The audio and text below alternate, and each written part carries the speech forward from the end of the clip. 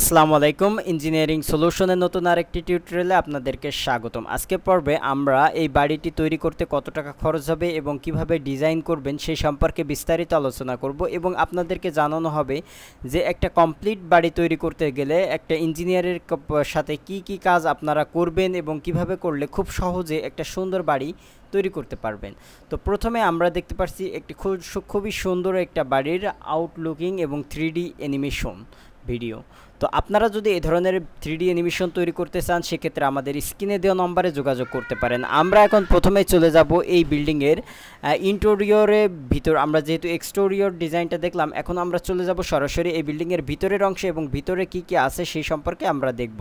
তো আমরা দেখতে পাচ্ছি ভিতরে ঢুকে প্রথমে আমাদের বাম পাশে দুইটা রুম আছে। তার ভিতরে আমরা যদি প্রথম রুম যেটা দেখছি এটার ভিতরে ঢুকি তাহলে দেখতে পারবেন এখানে সুন্দরভাবে গোছালোভাবে একটা রুম আছে এবং সেখানে দুইটা জানালা আছে এবং আপনার বাহিরে যেটা খুব সুন্দরভাবে দেখা যাচ্ছে এবং এটা হলো ভিতরের সাইড। আমরা এখন এই রুম থেকে বেরিয়ে যে আমরা যদি পাশে যে আরেকটি আমাদের রুম আছে সেই রুমের ভিতরে যাই, আমরা যদি এখন এই রুমের ভিতরে যাই তাহলে আমরা এখন এই রুমের ভিতরেও দেখতে পারবো এবং আমরা দেখতে পাচ্ছি যে এই রুমের ভিতরে সোজাসুজি একটা জানালা আছে এবং এই পাশে পিছন দিকে বের হওয়ার জন্য আমরা একটা দরজা দেখতে পাচ্ছি এবং পাশে আরও একটা জানালা আছে।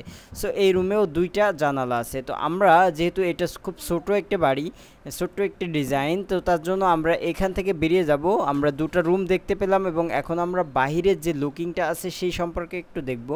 বাহিরের লুকিংটা আমরা দেখতে পাচ্ছি এবং এখানে খুব সুন্দরভাবে আমাদের বাহিরের ডিজাইনটা কমপ্লিট করা আছে। তো আমরা এখন জানবো আপনাদেরকে যে একটা কমপ্লিট বাড়ি তৈরি করতে গেলে একটা ইঞ্জিনিয়ারের কাছ থেকে আপনারা কি কি সার্ভিস পেতে পারেন এবং কীভাবে এই সার্ভিসগুলো আপনারা আপনাদের জন্য কাজে লাগাতে পারেন। তো শুধুমাত্র যে একটা 3D অ্যানিমেশন করবেন সেখানে আপনার বাড়ি তৈরি হয়ে যাবে এমন বিষয়টা না।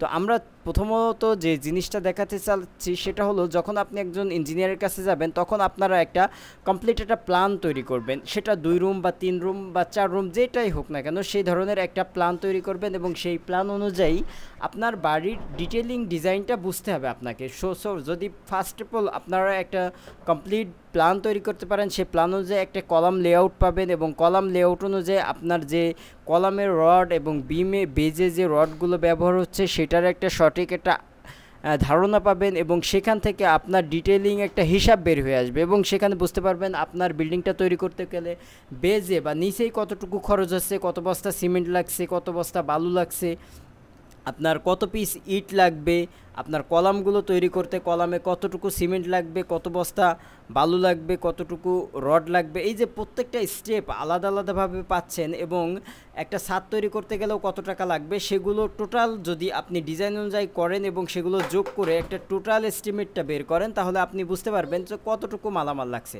এবং সেই মালামাল আপনার এলাকায় যে দাম আছে সেই দাম অনুযায়ী যদি আপনি একটু হিসাব করেন তাহলে কিন্তু একেবারে অ্যাকুরেট একটা হিসাব পাবেন যে আপনার বিল্ডিংটা তৈরি করতে কত টাকা খরচ আছে। সো আপনি শুধুমাত্র অনুমান করবেন যে আপনার কত টাকা খরচ হবে, সেই অনুমানের উপর ডিপেন্ড করে একটা বিল্ডিং তৈরি করবেন এটার কোনো প্রয়োজন নেই। জাস্ট একটা ডিজাইন তৈরি করবেন এবং সেই ডিজাইন অনুযায়ী আপনি যদি টোটাল এস্টিমেটটা করেন তাহলে কিন্তু আপনার টোটাল একটা অ্যাকুরেট একটা হিসাব বের হয়ে আসবে এবং আপনি জানতে পারবেন যে আপনার বিল্ডিং তৈরি করতে কত টাকা খরচ হবে। এখানে আপনার কোনো মিস্ত্রির পরামর্শ নেওয়ার প্রয়োজন নেই যে আপনার 5 লাখ টাকা খরচ হবে বলে 15 লাখ টাকা খরচ করে ফেললো, এমন কোনো রিস্ক নাই। যেহেতু আপনি ডিজাইন অনুযায়ী করছেন সো ডিজাইন অনুযায়ী আপনার মালামাল লাগবে এবং সেই অনুযায়ী আপনার টোটাল খরচটা হবে। তো যদি আপনারা এই ধরনের বাড়ি তৈরি করতে চান অবশ্যই আমাদের স্ক্রিনে দেওয়া নম্বরে যোগাযোগ করবেন, তাহলে আমরা আপনাদেরকে কমপ্লিট একটা ডিজাইন তৈরি করে দেবো এবং সেই ডিজাইন অনুযায়ী যে খরচ হচ্ছে সে সম্পর্কে আমরা সম্পূর্ণ একটা আপনাদেরকে বাজেট দিয়ে দেবো। ধন্যবাদ। যদি ভিডিওটি ভালো লেগে থাকে অবশ্যই আমাদের স্ক্রিনে দেওয়া নম্বরে যোগাযোগ করবেন। আসসালামু আলাইকুম ওয়া রাহমাতুল্লাহি ওয়া বারাকাতুহু।